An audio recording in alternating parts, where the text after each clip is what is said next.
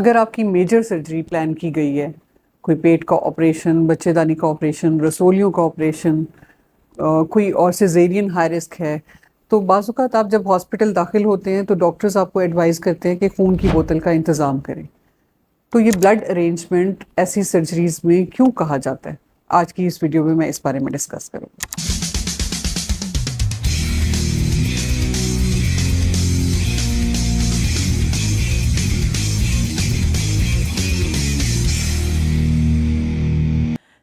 السلام علیکم، میرا نام ڈاکٹر صباحت خان ہے. میں ڈاکٹرز ہاسپٹل اور عمر ہاسپٹل جوہر ٹاؤن میں as consultant gynaecologist and IVF specialist practice کرتی ہوں. ہم پیشنٹس اٹینڈ بھی کرتے ہیں، گائنی کے، پریگننسی کے پیشنٹس، انفرٹیلیٹی کے پیشنٹس، اور آپریشنس بھی روز کر رہے ہوتے ہیں. اس میں حمل کے دوران سیزیرین کا آپریشن، بچے دانی کی رسولیوں کا آپریشن، بعض اوقات بچے دانی نکالنے کا آپریشن، بچے دانی کے کینسرز کے آپریشن یا اووری کے کینسر کے آپریشن، اور یا بعض اوقات ہائی رسک سرجریز ہم کر رہے ہوتے ہیں. ایسی سرجریز، ایسے سیزیرین جس میں بچے دانی کے آگے کی طرف آمل ہوتی ہے، یعنی جسے کہا جاتا ہے پلیسنٹا پریویا. بعض اوقات بہت ہائی رسک پریگننسیز ہوتی ہیں، اس میں بلڈ لاس کا خطرہ زیادہ ہوتا ہے. تو ایسی صورت میں پیشنٹس کو آپریشن سے پہلے بلڈ ارینج کرنے کا کہا جاتا ہے. ہاں، البتہ ٹیکنیکس ایڈوانس ہو گئی ہیں، آپریشن کیئرفلی کیا جاتا ہے جس میں ڈاکٹرز کی ہر صورت کوشش ہوتی ہے کہ مریض کا بلڈ لاس کم سے کم ہو. لیکن جو ہائی رسک پریگننسیز ہوتی ہیں ان میں احتیاطاً اس لیے کہا جاتا ہے کہ ان کیس جب آپریٹ کیا جائے تو خون کی بڑی بڑی شریانیں ہوتی ہیں جو اس وقت کٹنے سے بلڈ لاس زیادہ ہو سکتا ہے، اور وہ ایک دم سے بلڈ لاس ہونے کی وجہ سے مریض کی جان کو خطرہ ہو جائے.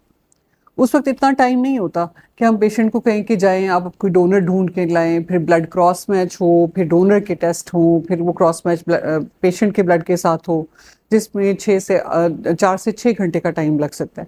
تو اس وقت اتنا ٹائم نہیں ہوتا کہ ہم پیشنٹ کو اسی وقت کہیں آپریشن کے دوران کہ ہائے ہائے خون اتنا نکل رہا ہے تو جلدی سے بلڈ لے کے آؤ. تو یہ سارے ارینجمنٹ آپریشن پلان کرنے سے پہلے کیے جاتے ہیں.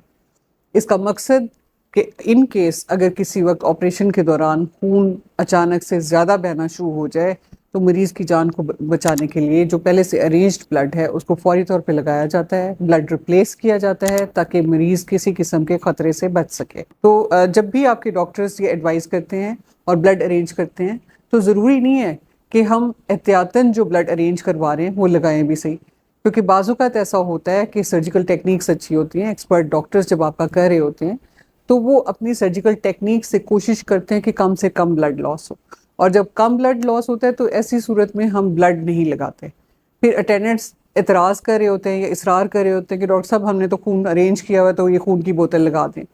تو دیکھیں، بلڈ ٹرانسفیوژن کے سائیڈ ایفیکٹس اپنی جگہ پہ ہیں. تو اگر کوئی خون لگانے کی ضرورت نہیں پڑتی تو اس پر اصرار مت کریں، کیونکہ ظاہر ہے ایک انسان کا جب بلڈ دوسرے کو لگتا ہے تو ایک کے جراثیم مختلف بیماریوں کے دوسرے میں منتقل ہو سکتے ہیں، کوئی بلڈ ریئیکشن ہو سکتا ہے.